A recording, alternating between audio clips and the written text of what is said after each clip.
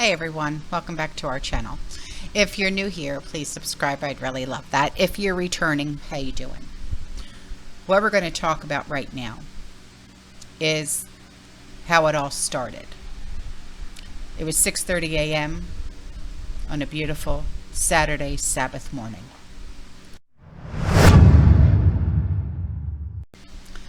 All over Israel, people were sleeping in on this final day of Sukkot, the joyous feast of tabernacles. In southern Israel, just 5 kilometers from the border of Gaza, an all-night rave with more than 1,000 young people attending was just starting to wind down. Little did these people know that into the serenity of this day, the Palestinian group Hamas was about to launch a multi-level, comprehensive attack using capabilities that had never been employed against Israel before. Drones were launched that dropped explosives on the Israeli military outpost along the border fence, immediately neutralizing the ground-level chain of command along Gaza. Thus, there was no one left to report to the higher levels of leadership that was taking place. At the same time, rockets began to fire from Gaza into Israel, first hundreds and then thousands. The firing of rockets was not unusual. What was atypical was the huge number of missiles that made it past the Iron Dome defense system. All this was taking place to mask the third prong of attack, one that has never before occurred from Gaza. The border fence was breached and in places completely torn down. More than 1,000 tourists began pouring through the holes, some in cars, trucks, motorcycles. They came to hunt. One of the first groups they found were young people at the rave. The extremists surrounded the partygoers. They opened fire. More than 260 perished. Others were rounded up and taken back into Gaza as hostages. Meanwhile, in the towns and kibbutzim along the border, families were waking up to pounding on their doors. When they answered, they were eliminated in cold blood. Once again, many others were kidnapped back across that border. Once the gunfire began, the first responders were police and firemen and EMTs. Many of them were killed as they tried to defend the innocent civilians. Where was the military response? First, as we saw earlier, the border echelon of communication was severed. Second, when rockets were fired in the past, it was often a ruse to mask extremists attempting to cross into Israel from Lebanon in the north. Thus, many of the special military units were heading in the wrong direction. It took 4 hours for the military to mount a concerted response, which was eventually dubbed Operation Iron Sword. By that time, the carnage was devastating. Deceased civilians littered the streets. A still unknown number were kidnapped and taken hostage into Gaza. Women, children, elders. No one was spared from these criminals. No one. Not since the Holocaust have we seen so many rounded up, humiliated, hurt in public. And never before has it happened within the borders of modern Israel. Eventually, once the tide of battle had turned, the extremists fled back into Gaza. The Israeli Defensive Forces, or IDF, followed them in. And Hamas members, from the top leaders down to the soldiers, were targeted, as were their headquarters, their warehouses, and also their homes. And this is all part of a 3-level response by the Israeli military. But the first level is to purify Israel of all the extremists, okay? Anyone who crossed the border as part of this attack and is still in Israel needs to either be arrested or eliminated, rightfully so. The second level is to take them from Hamas and other extremist organizations that threaten Israel, all their military capabilities. To accomplish this, Israel's government has invoked Article 40 of Basic Law, which amounts to a declaration of war. The last time Article 40 was used was in 1973 from the Yom Kippur War. This will allow the IDF to use all air and ground and naval forces to accomplish this feat. The third level of Israel's response is to hold accountable the countries that assisted Hamas in this attack. And Hamas is neither equipped nor are they sophisticated enough to have pulled this off alone. Most automatically look to Iran, but U.S. intelligence say that the Ayatollahs were not involved. The question that we have to ask here is, who is jamming equipment advanced enough to nullify the protection of the Iron Dome? Also, what country has effectively used drones to drop explosives on targets? Well, the answer is the big R, Russia. Yeah. The relationship between Moscow and Jerusalem has been souring, and that's all due to Israel's expanding exports of natural gas and Russia's deepening relationships with Israel's enemies like Iran and Syria and Lebanon. Now, to know how to effectively ensure this does not happen again, we all have to understand what led to all of this in the beginning and what must happen to guarantee that this never happens again. These extremists and their actions were not about past grievances, okay? Or land, or any other excuse that any politician and media could possibly come up with. This is purely religious in nature, and it's evidenced by the way, the name that they gave to their attack. They actually named it. And the name that they gave it, I really can't pronounce it for you, but I will try.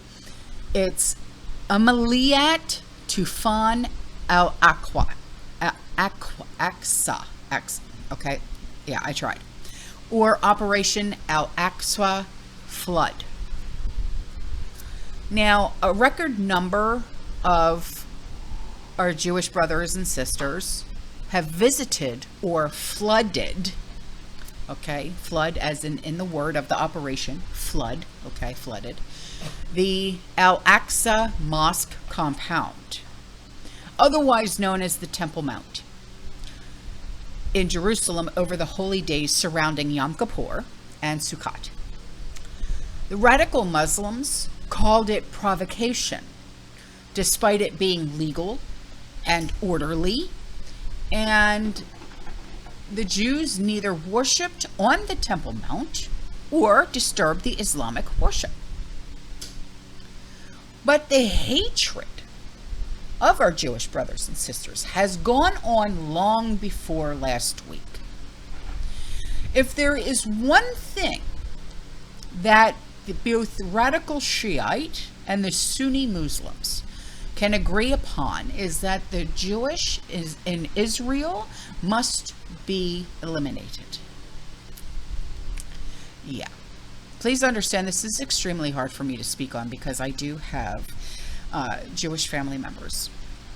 Okay, so this is very hard for me to speak on. All right. This is not about land. All right. It's really not. It is about religious-based genocide fueled by Iran and jihadist agenda. It really, truly is.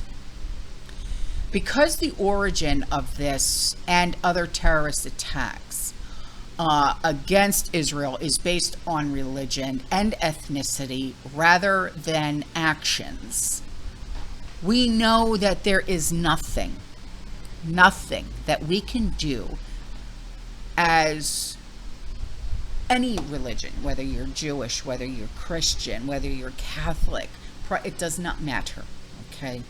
To stop these, and even to call them people is hard for me to even speak that word, okay? To stop them from wanting to go and hurt them again, okay? All we can do is take away their ability to do so. And how do we do that? As ordinary citizens, we can't. I can't go to Israel and say, give me that. I can't do that. They look at me, you're a woman.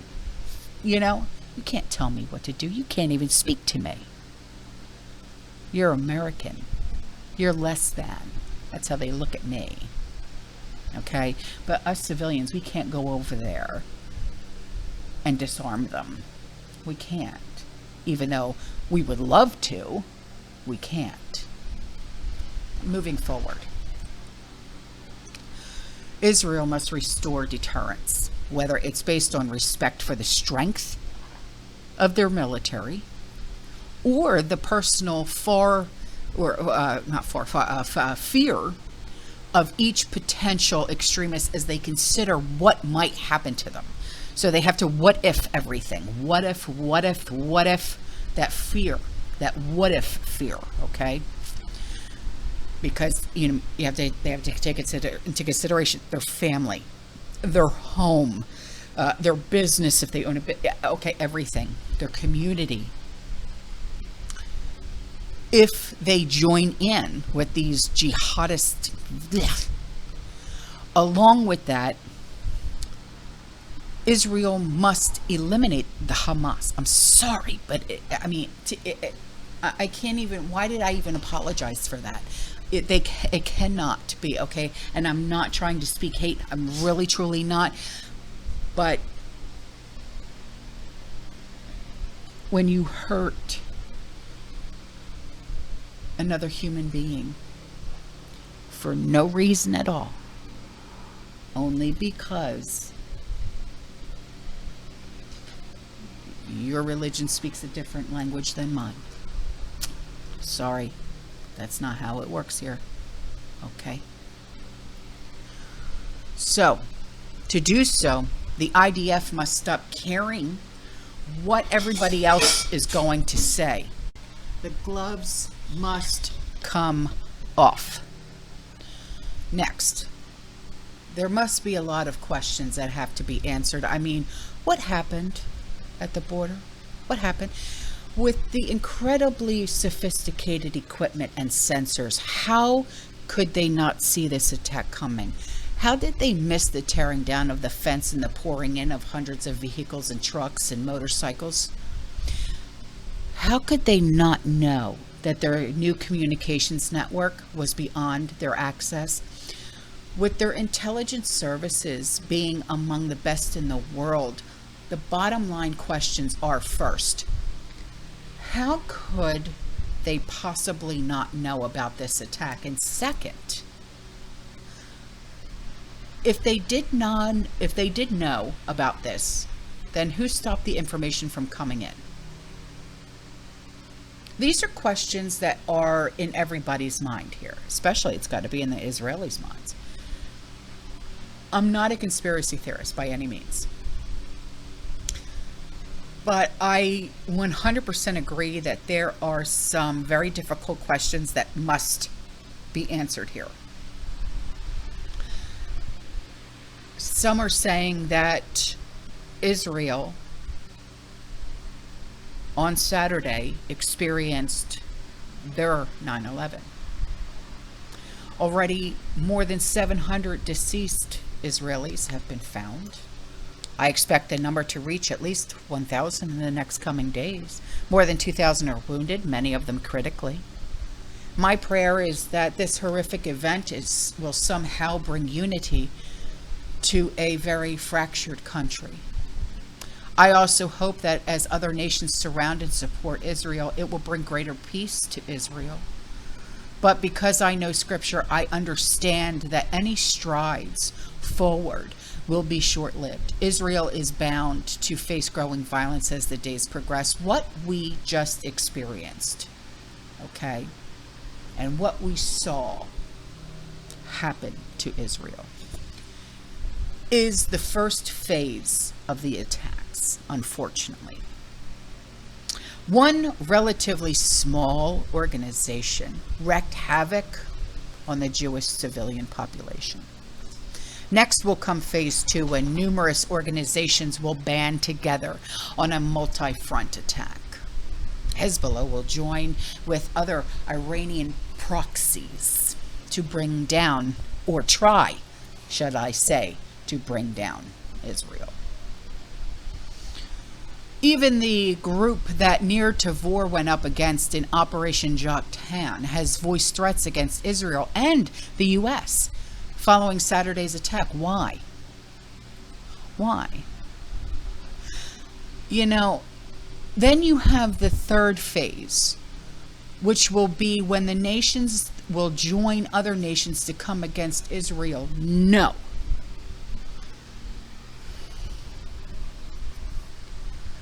That is the Ezekiel 38 war.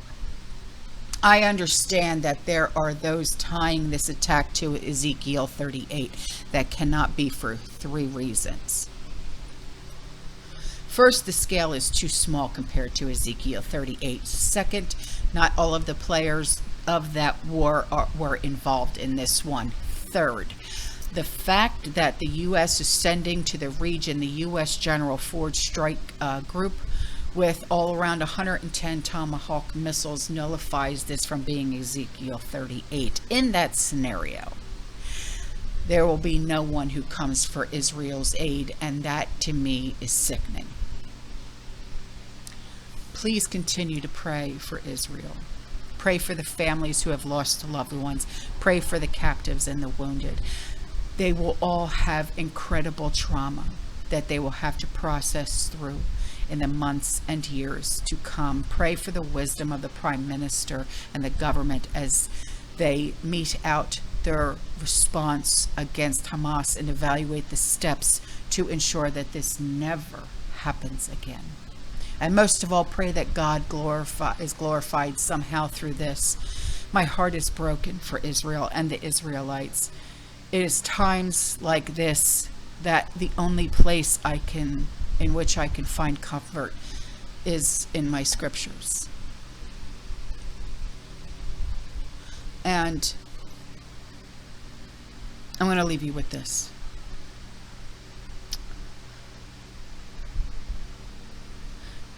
All our enemies have opened their mouths against us. Panic and pitfall have befallen us, devastation and destruction. My eyes run down with streams of water because of the destruction of the daughter of my people. My eyes pour down unceasingly without stopping until the Lord looks down and sees from heaven.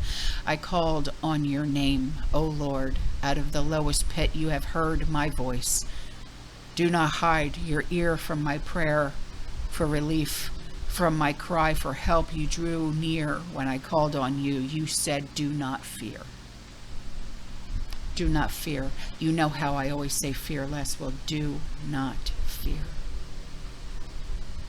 He hears you. He hears every single one of us. I promise you. Okay, guys, I'm out here. I will see you in the next one, okay? You stay safe, you stay positive, you keep prepping. And as always, fear less.